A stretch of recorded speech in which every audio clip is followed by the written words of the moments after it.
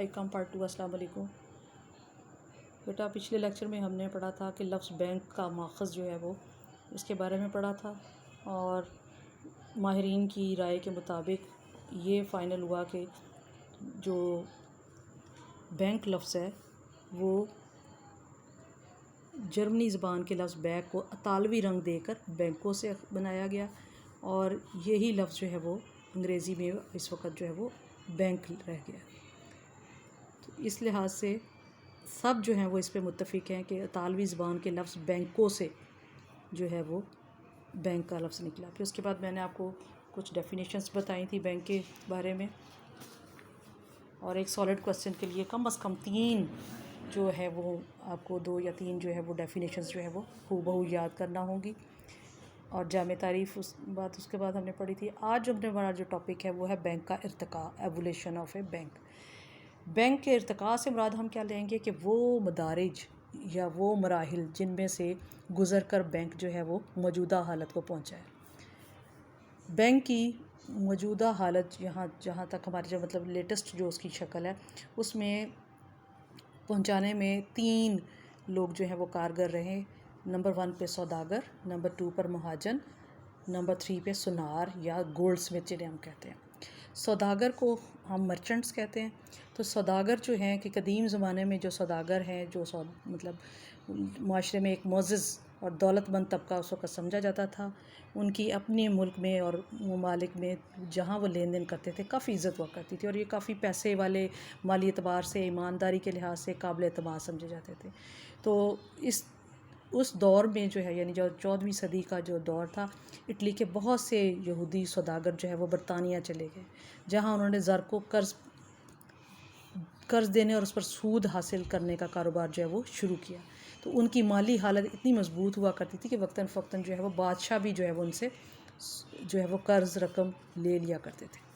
और जो bank draft है आजकल उसकी जो लेटेस्ट जो शक्ल है उसकी हम देख रहे हैं, उसकी जो इब्तिदा है वो इन सौदागरों से हुई थी उस वक़्त कि जब जो है वो गैर ममालिक में जब ताजरों को अदायगी के लिए तहरीरी इजाज़तनामे जारी किए जाते थे, तो वही इस वक्त जो है वो बैंक ड्राफ्ट की शक्ल में हमारे पास है। तो उस दौर में बेटा वो लोग अपने एजेंट्स, दोस्त, रिश्तेदारों को हदायत देते थे, उस पर तहरीरी इजाज़तनामा देते थे कि इस शख्स को जो है वो रकम दे दी जाए। तो इस तहरीरी इजाज़तनामों के बाद जो लेटेस्ट शक्ल जो है वो बैंक ड्राफ्ट की बन गई है। तो पहला जो इसमें काम जो इर्तिका में पहला दर्जा है वो है सौदागर का या मर्चेंट्स का। नंबर 2 पे है महाजन या साहूकार, मनी लेंडर्स जिनको हम कहते हैं। ये महाजन या साहूकार कौन लोग होते हैं? ऐसे लोग जो ज़रूरतमंद लोग अफराद को रकम बतौर कर्ज़ देते हैं।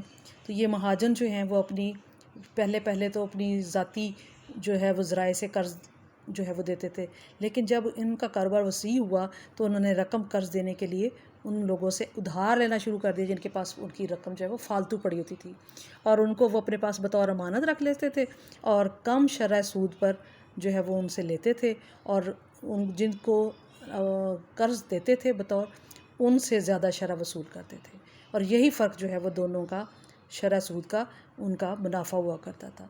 और जदीद ज़माने में जो इस वक्त बैंकों की बुनियादी फ़राइज़ यही इमानतें वसूल करना और कर्ज़े देना है। महाजनों के कारोबार ही की तरक्की याफ्ता शक्ल है। तो 2 हो गए मनी लेंडर्स। नंबर 3 पे आ गए सुनार या गोल्ड स्मिथ। अब सुनार या गोल्ड स्मिथ से हम लोग जो है वो हम देखते हैं कि ये लोग जो है वो हर किसी भी ज़माना में हो, यूरोपीय ममालिक में हो या कहीं भी हो, माली पोजीशन इनकी काफ़ी मजबूत हुआ करती है। तो ये अपने पेशे के लिहाज से काबिल एतमाद भी समझे जाते थे, तो ईमानदार भी समझे जाते थे।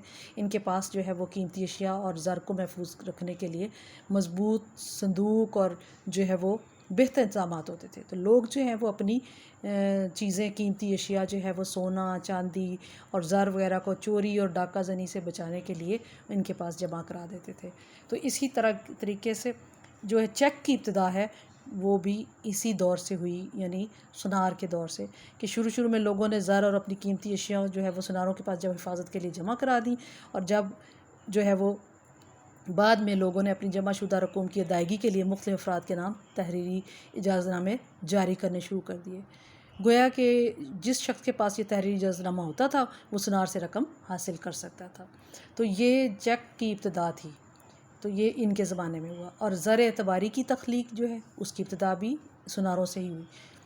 اس وقت جو ہے وقت گزرنے کے ساتھ ساتھ کیا ہوا کہ سناروں نے محسوس کیا کہ بہت لوگ کام ایسے ہوتے ہیں جو ان کو ایک ہی وقت میں اپنی امانتیں واپس لیتے ہیں. تو اس طریقے سے انہوں نے سونے چاندی اور زر کی کافی مقدار ان کے پاس بیکار پڑی رہتی ہے. تو اس بیکار زر کو کسی کام میں لایا جائے. تو اس منافع حاصل کرنے کے لیے انہوں نے آہستہ آہستہ یہ کرنا شروع کیا کہ فالتو رقم جو ان کے پاس پڑی ہوتی تھی اس کو ضرورت مند لوگوں کو قرض کے طور پر دے دیتے تھے. اور اس طریقے سے زر اعتباری کی تخلیق کا کام بھی ساتھ ہی شروع ہو گیا. نمبر 3 پہ بینکاری کی ابتدا جو ہے کہ سناروں کا جو ہے وہ قرض دینے کا کاروبار جب فروغ پانے لگا اور بہت سارا نفع بخش ثابت ہو گیا تو لوگوں کے پاس زیادہ سے زیادہ مانتے اور بچتیں حاصل کرنے کے لیے انہیں بھی سود کی پیشکش کی گئی. اب سود کے لالچ میں لوگ جو ہے وہ اپنا فالتو سرمایہ ان کے پاس جمع کرانے لگے اور اس طریقے سے کم شرح سود پر سرمایہ لے کر اور زیادہ شرح سود پر بطور قرض دے کر سنار جو ہے وہ بہت زیادہ منافع کمانے لگے. بعد میں سناروں نے باقاعدہ منافع کمانے کے لیے ادارے قائم کر لیے جو کہ موجودہ زمانے میں بینک انہی اداروں کی ترقی یافتہ صورت ہے.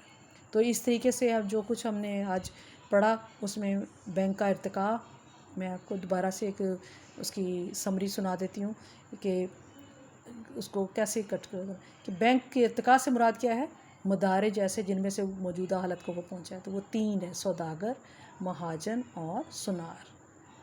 تو یہاں تک بیٹا آج اس کو دیکھیں، پڑھیں، سمجھیں. اگر نہیں سمجھ آتا بیٹا تو آپ پوچھ سکتے ہیں مجھ سے. Thank you.